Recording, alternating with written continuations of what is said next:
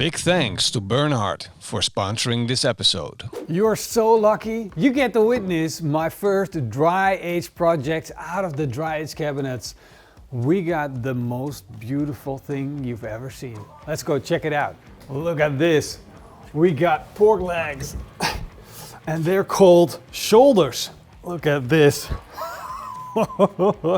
Insane. These are pork shoulders. And of course, you can see that the whole leg's attached. We still got some ribs on. This looks absolutely beautiful. Dry aged for 21 days. Yes, that's right. You can dry age pork as well. And pork needs dry aging more than beef does. Beef naturally has more flavor than pork. So when we're dry aging pork, we're developing flavors. We're making it more tender. We're condensating the flavors. It's gonna be so good. Let's start prepping these things. First thing that I wanna do is inspect the meat. The thing I noticed above all is that the skin is super hard. It's dried out, it feels like a ham almost. The next thing that I noticed is that the color of the meat darkened up. It became much more intense color-wise. And for the rest, it looks pretty good. The only thing that I've got is that I've got the bones here and I've got a little bit of discoloration that shouldn't be happening. A little green yellowish thing that I really don't want to see. So we're going to cut that off. We're going to trim it up. Anyway, we just want to get rid of the most dark spot. So I'm going to take my knife and I'm going to run along the meat and you will see that the color will get lighter again. There you go. So I'm using my boning knife and of course it needs to be sharp because that pork skin is really tough. I'm shaving off the edges and I want to get rid of these bones right here. I'm going to cut along this bone and I got to be generous and I'm cutting away that discoloration without breaking it with my knife. So there we go. This is what I'm talking about. This is still on the outside of the meat. It didn't penetrate through and I cut all of it off. So we got a beautiful clean meat. Then I'm just gonna trim it off because that was the hardest part. Making sure that I didn't infect the meat. There we go. All of the discoloration is off. Now we got a beautiful pork shoulder again. So I left that dried up skin on. I still have that beautiful pork. Of course, it's massively trimmed down now. And on the bone, we still got a little bit of meat, but this bone is gonna stay in while we're cooking it. So that's why I can't shave it off. I can't take this any further off than I already did. This is ready to be cooked as it is now. I'm totally inspired about the meat now. Look at it. It's so fat and so beautiful. Trimming it off made it even better. I want to do it well. I want to do it the right way. So I'm not going to put on a barbecue rub. I'm going to use fresh herbs and then we're going to cook it up. So let's make a marinade style fresh herb sauce that we can just put it on and we'll just draw in there once we put it on the grill. Let's get started. I'm going to start with some peña peppers. I got my mortar and pestle out. And first thing I'm going to do is grind down these beautiful peña peppers. They're grown in Cameroon on volcanic soil. The flavors are out of this world. It's the best peppercorn I ever had. Now it's time to add my garlic cloves. I'm smashing it down and I'm creating a unique texture that you only can get by using a mortar and pestle. Next up is some fresh parsley picked from my own garden. And parsley and garlic is a perfect combination that goes really well with pork. To help the grinding process, I'm going to add some salt. And to finish it off, I'm going to add some thyme leaves, just to give it that boost of flavor. This might be a little bit more work than what you're used to using a kitchen machine, but it's just going to give it a little extra kick and a little bit more effect. And it's a great way to get rid of that internal aggression. Let's give this a quick try. Whoa, that is a flavor bomb. Wow. The flavors are so intense. Of course, you got salt, but the peña pepper is like, it's so flavorful. It's just mind-blowing. It's like, there's almost like a tear. Do you see the tear? It's like almost a tear running from my eye. It's that flavorful. And then the garlic and the parsley and the thyme come in. And the thyme is like, like mama patting you on the back, say, son, it's okay, it's okay. It's the smoothing thing. But the garlic, the peppers, the salt, it's all there. You know this is gonna work. You know, if it makes you cry, you know it's good. Let's rub it onto the meat. And now I also know that I don't need too much of it. It's gonna be all flavors, so I'm just gonna rub it in. Oh, Morrison, we're gonna eat so well today. Oh. And now all this pork needs, of course, is some smoke. So once it's done, we're going to fire up our Burnhard smoker.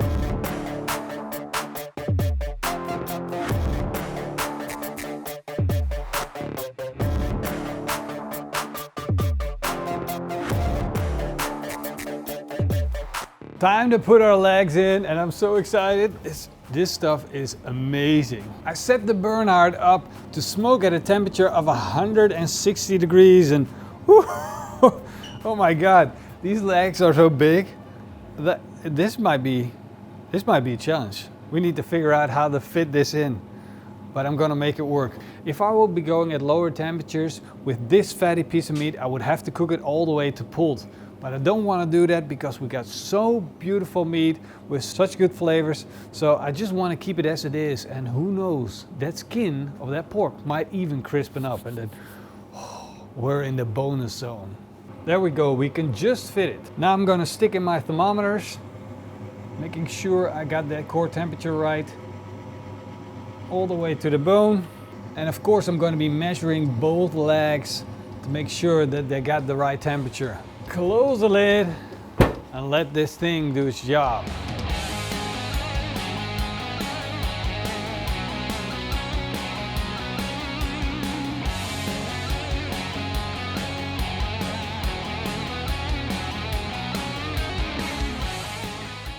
We just hit the 70 degrees Celsius. Our pork leg is done. It's been on for 3.5 hours at a temperature of 160 degrees Celsius, and now it looks like this. Insane. My belly is rumbling. It says to me, Pitmaster, let's eat. Stop talking, eat. So let's take one off the grill.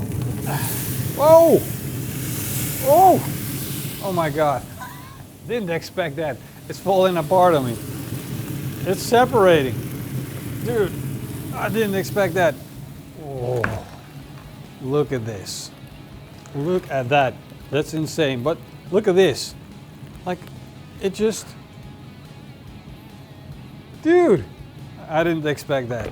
I had the thermometer sitting in the thickest part, and of course the thinner part is going to cook further, and now it fell apart on that part. Is that a bad thing? No, that's a good thing. That makes me happy. Oh, there we go. Now this is a feast. Now of course we gotta let this rest before we slice into it, but man, my mind is blown. This looks so good. If it tastes half as good as it looks, I'm a happy man. I'm like, even if it tastes a third or 10th, this is gonna be so good.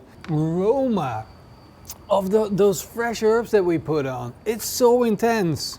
Together with that smoke flavor and that beautiful pork. Man, this is too good to be true. Oh, I don't know what to do right now. I'm seriously doubting to cut off a whole chunk and just start eating, or we just get to the good part straight away and just get like these little bits that are sticking out, and you know, like you can rip them off. These are the best parts because they're just crunchy and juicy. Look at that. Oh! I wanted to give this piece to you, but no, it's okay, okay. And there's more than enough. Look. I'll make it fair. Okay, yeah. Be careful, juices are dripping here. Oh.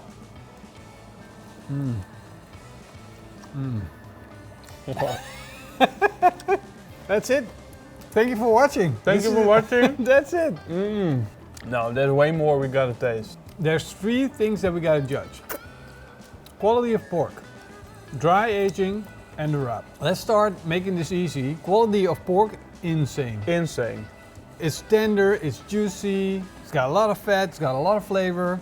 Great. Now, we're just gonna cut it. Look at how easy that is. It's like slicing into nothing. Whoa. Whoa. Here's a chunk. Whoa, that's a beautiful piece. Now that we established that this is really good pork, Wow. let's establish how the dry aging is. Cheers. Cheers.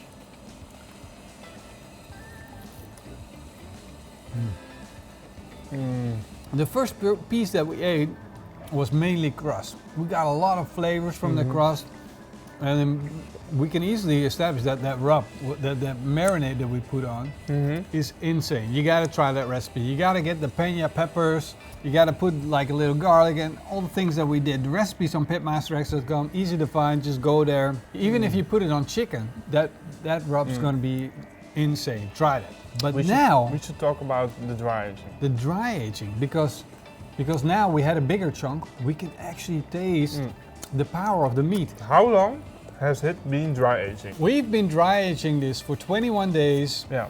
at a temperature of 1.8 degrees Celsius with a humidity between 75% and 80%. Normally, when I eat pork and I eat like something without a crust, without a rub on it, and it's like in the middle of it, I'm like, was it even worth it? And now, every bite, even how deep we go, like this, for example, this is deep and it has so much more flavor than pork normally would have in the middle. Not new flavors, Pork just flavor. regular pork, good old flavor. It tastes like pork gravy, if there's such a thing. If you boil down gravy, Yeah, exactly. the flavors become so intense. That's what this is.